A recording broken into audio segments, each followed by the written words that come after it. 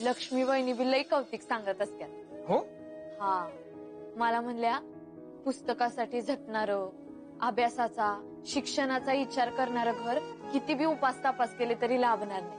मग तू काय म्हणालीस? साहेब राहू द्या की. अगं सांग की. नाही, सांग की. मी म्हणलं की किती बी उपास तापास केले तरी असा माणूस लाभायचा नाही.